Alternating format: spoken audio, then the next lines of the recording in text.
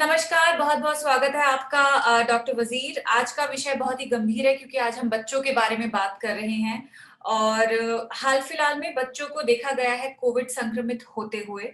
कुछ बच्चों में कोविड के चलते मल्टी सिस्टम इन्फ्लेमेटरी सिंड्रोम यानी MIS-C पाया गया है। क्या होता है ये MIS-C और इसे किस तरीके से मैनेज किया जा सकता है? तो डॉक्टर साहब ये बताइए कि क्या-क्या सिम्पटम्स दिखाई दे रहे हैं बच्चों में कोविड को लेकर और क्या बड़ों की तरह बच्चे भी एसिम्प्टोमेटिक हो सकते हैं? जो कोविड की बात कर रहे हैं, तो कोविड में डेफिनेटली बच्चे बहुत सारे लाइक एसिम्प्टोमेटिक हो सकते हैं। कैरियर रेट ऐसा तो डिफाइन करना मुश्किल है, बट डेफिनेटली हमने देखा कि कई बच्चे जैसे पेरेंट्स को हुआ और फिर बच्चों का टेस्ट कराया, बच्चों को कोई भी सिम्टम्स नहीं था और उनमें भी वो कोविड का कीटाणु पाया गया।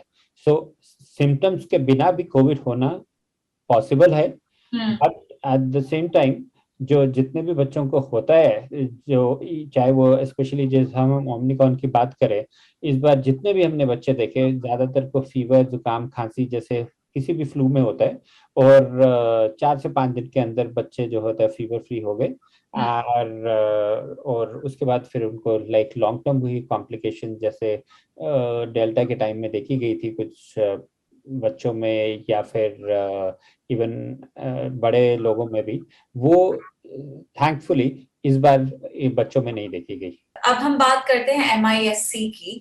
ये होता क्या है और इसके जो सिम्टम्स हैं वो क्या है? तो MIS-C जो होता है, उसका नाम अगर हम डिसाइफर करें तो वो है multi system inflammatory syndrome. Okay. तो जैसे कि नाम है, मल्टी मीन्स बहुत सारे, सिस्टम्स जो हमारे बॉडी के ऑर्गन्स होते हैं जैसे cardiovascular system, respiratory system, gastrointestinal system, nervous system. So ये सिस्टम्स जो होते हैं उसके अंदर हमें इन्फ्लेमेशन हो जाती है। इन्फ्लेमेशन का मतलब होता है कि वहां पे उस ऑर्गन्स में कुछ डैमेज सा हो जाता है जो इन्फेक्शन के बाद का होता है। वो डायरेक्ट कीटाणु की वजह से नहीं होता है, बट कीटाणु की वजह से जो बैक्टीरिया रिलीज, जो साइटोकाइंस या जो एक छोटे छोटे केमिकल्स रिलीज होते हैं, वो इम्यून सिस्टम को डिसफंक्शन करते हैं और इम्यून सिस्टम अपने ही बॉडी के अगेंस्ट कई बार अटैक करने लगता है जो उसको नॉर्मली नहीं करना चाहिए।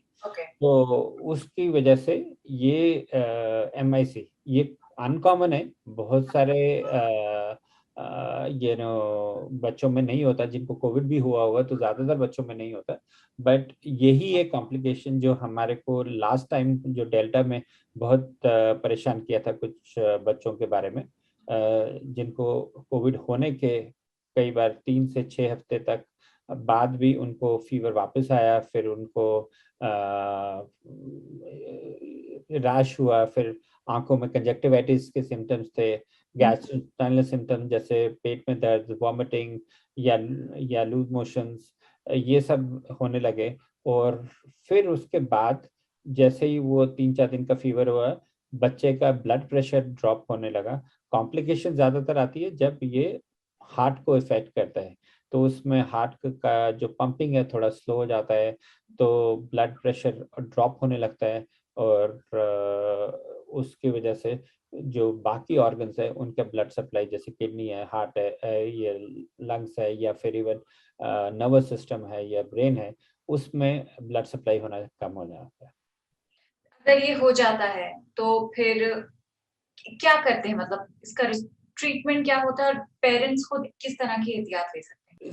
जो पेरेंट्स के लिए सिर्फ यही इम्पोर्टेंट चीज है वो रखना कि अगर सपोज किसी को कोविड हुआ था बच्चे को एंड अब वो ठीक हो गया है, उसके 4 से 6 हफ्ते तक अगर उसको दोबारा से फीवर हाई ग्रेड आने लगे, स्पेशली अगर 2 या 3 दिन से ज्यादा रह रहा है और अगर उस टाइम पे आपकी आंखें भी लाल दिख रही हैं या रैशेस आपको दिख रहे हैं, तो फिर उस केस में आपको डॉक्टर के पास जाना चाहिए इमीडिएटली, बिकॉज उसको सिंपल वायरल होना और कई बार कि कोविड दोबारा हो गया या फिर कि वो शादी में गया था इसलिए वो उसको निग्लेक्ट नहीं करना चाहिए। क्या दूसरी भी तरह की कॉम्प्लिकेशंस दिखती हैं क्या? और अगर द आंसर इज यस तो फिर उसके सिम्पटम्स क्या होते हैं?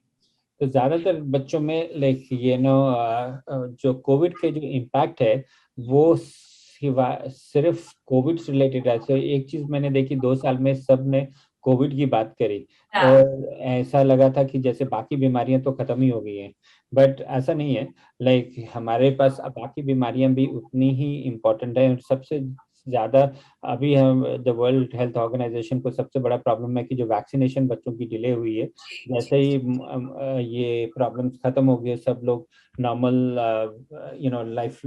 लाइफ में आ जाएंगे, उस टाइम पे मीजल्स का एक एपिडेमिक, खसरे के एपिडेमिक होने के चांसेस रहेंगे। और वो कोविड से बहुत ज्यादा खतरनाक बीमारी है। जब वो किसी को मीजल्स होता है तो ऑलमोस्ट 10 में से एक बच्चे की मौत होती है, एक लाइक। सो ये मीजल्स का वैक्सीनेशन, सो ज्यादातर अभी तक जो एज ए पीडियाट्रिशियन मैंने देखा है कि पेरेंट्स कोविड के डर की वजह से वैक्सीनेशन करना ही भूल गए हैं, बहुत सारे डिलेड हैं। सो जिनका नहीं हुआ है वो अपने उन बीमारियों की तरफ जो वैक्सीन प्रिवेंटेबल है उसके अगेंस्ट तो वो इलाज कराना चाहिए। दूसरा जो बीमारी है, तो ज्यादातर लोगों का डाइट बिगड़ गया है। एंड अभी जो लोग अभी 2 साल के बाद देख रहे हैं तो ओपीडी में आते हैं, हम देखते हैं कि उनका वजन सडनली 2-2 3 किलो 6 महीने 1 साल के अंदर बढ़ गया है।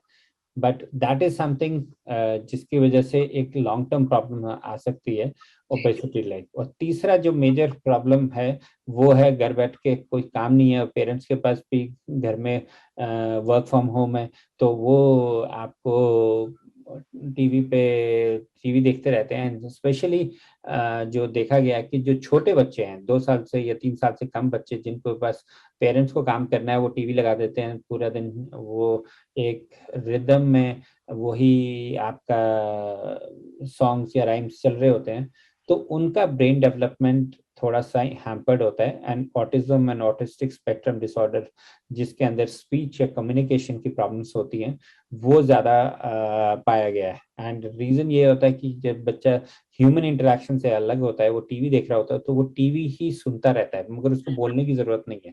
तो इस तरह से ये एक लॉन्ग टर्म इम्प्लीकेशन है। एंड शायद एक्यूट कॉम्प्लिकेशन नहीं है, बट बच्चों में एंजाइटी लेवल्स डेफिनेटली बढ़ी हैं बिकॉज ऑफ कोविड। तो और जो सैनिटाइजर यूज करना सही है, बट कई बच्चों देखे जिनको हाथ धो के ना हाथ जल गए, लाइक सैनिटाइजर एक एक बर्न कर सकता है। सो वो भी बहुत सारे बच्चों में एक सेंसिटाइजेशन देखा गया।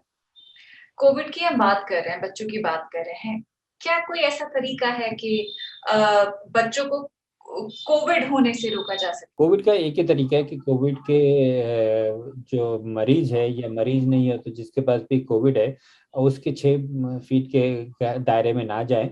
बिकॉज जैसे मैं अभी बात कर रहा हूँ, तो मैं बात करते करते भी एक मेरे थूक के छोटे छोटे पार्टिकल्स जनरेट कर रहा हूँ जो दिखते नहीं है। एंड अगर आप मेरे सामने बैठे होंगे 6 फीट से पास, 2 मीटर से नीचे, तो वो आप इनहेल कर सकते हैं प्रॉब्लली। तो इसीलिए और कोई तरीका नहीं है। ज्यादातर लोग पूछते हैं कि कोई एक डाइट होगी उससे हमारे को बच्चे को कोविड नहीं होगा। कोई इम्यून से सप्लीमेंट, कई लोग जिंक के पीछे भागते हैं, इम्यूनिटी सप्लीमेंट के बाद भागते हैं। एंड कई लोग तो जाके हर्बल चीजें भी, organic, all different types of things जो वो ढूंढते हैं। मगर अगर सिंपल सा इसका आंसर है कि अगर ऐसी कोई चीज होती तो government of India, WHO, UNICEF, America, किसी ने तो उसके बारे में सब लोगों को बता दिया होता। अब वैक्सीन की बात करते हैं, कितना जरूरी है बच्चों को वैक्सीन लगवाना? और अगर वैक्सीन लग जाता है तो क्या ये श्योरिटी होगी कि वैक्सीन एक बार लग गया है तो उसके बाद MIS-C का जो डर है वो नहीं है, उससे बच्चों को हमने बचा लिया? क्या ऐसा होता है वैक्सीन लगाने के बाद कि MIS ना हो? ऐसा नहीं है कि हम वैक्सीन, कोई भी वैक्सीन जो चाहे वो वर्ल्ड में जो जो हमारे यहाँ नहीं मिलती या फिर जो मिलती भी हैं, कोवैक्सीन या कोविशील्ड, उनका इफेक्टिवनेस 100% नहीं होता किसी भी वैक्सीन। इनफैक्ट जो आप रेगुलर में वैक्सीन लगाते हो, चाहे वो मीजल्स का लगाते हो, DPT का लगाते हो, कोई भी वैक्सीन 100% इफेक्टिव नहीं होती। बिकॉज वैक्सीन देना एक अलग चीज होती है, बट बॉडी का रिस्पॉन्स हर एक आदमी का डिफरेंट होता है। सो वैक्सीन का मतलब नहीं है कि आप ने 2 डोज लगा दी तो आप खुले में बाहर जाके घूम सकते हो विद 100% गारंटी, बट उसका मतलब है कि आपका चांसेस कम हो जाता है और शायद कॉम्प्लिकेशन रेट भी कम हो जाता है, बट MIC नहीं होगा ऐसा कोई गारंटी अभी तक किसी भी मेडिकल स्टडी में नहीं प्रूव किया गया। ओके सर, जिन बच्चों को पहले कोविड नहीं हुआ था, क्या उनको MISC हो सकता है? MISC का मतलब ये है कि post Covid multi system after Covid. After Covid, okay. So ऐसा नहीं है कि वो प्रेजेंट ही MISC से करेगा, बट अगेन हमें नहीं मालूम होता कि किस बच्चे को पहले हुआ था और किसी को लगा कि शायद एसिम्प्टोमेटिक हुआ था और उसको इस बार हुआ और फिर वो प्रेजेंट कर रहा है फीवर के साथ। सो वो एक डिस्टिंक्शन शायद मुश्किल है, बट ये है immune response to a COVID, तो नॉन कोविड पेशेंट को नहीं होगा। लेकिन जो न्यूबॉर्न बेबीज होते हैं, मान लीजिए कि एक औरत प्रेग्नेंट है, उसे कोविड हो जाता है, तो क्या उसके बच्चे को हो सकता है MISC?